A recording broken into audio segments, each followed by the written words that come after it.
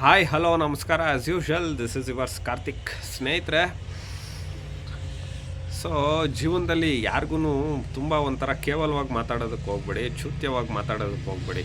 So ನಿಮ್ಗೆ ಯಾರೋ ಯಾವಾಗಲೋ ಏನೋ ಒಂದು ಮಾಡಿದರು, ಅಥವಾ ನಿಮ್ಮನ್ನ ಆಡ್ಕೊಂಡಿದ್ರು, ಅಥವಾ ನಿಮ್ಗೇನೋ ಸಮಥಿಂಗ್ ಅಂದರೆ ಏನೋ ಒಂದು ಆಗಿರುತ್ತೆ, ಯಾವುದೋ ಸಮಯ ಸಂದರ್ಭದಲ್ಲಿ ನಿಮ್ಮನ್ನ ಕೆಟ್ಟದಾಗಿ ಮಾತಾಡಿರ್ಬೋದು, ಆಡ್ಕೊಂಡಿರ್ಬೋದು, ಇನ್ನೊಂದಾಗಿರ್ಬೋದು.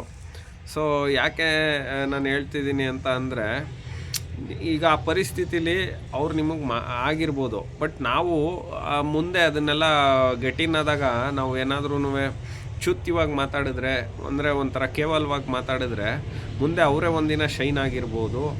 ಅಥವಾ ನಾವು ಪರಿಸ್ಥಿತಿಲಿ ಹಂಗಿದ್ದಾಗ ನಮ್ಗೆ ಯಾರು ಮಾತಾಡಿದಾಗ ನಾವು ಮುಂದೆ ಶೈನ್ ಆಗಿ ಮತ್ತೆ ಅದೇ ರೀತಿ ಮಾತಾಡೋದು ಒಳ್ಳೇದಲ್ಲ. ಬಿಕಾಸ್ ನಮಗೂ ಅವ್ರಿಗೂ ವ್ಯತ್ಯಾಸ ಇರೋದಿಲ್ಲ ರೀ.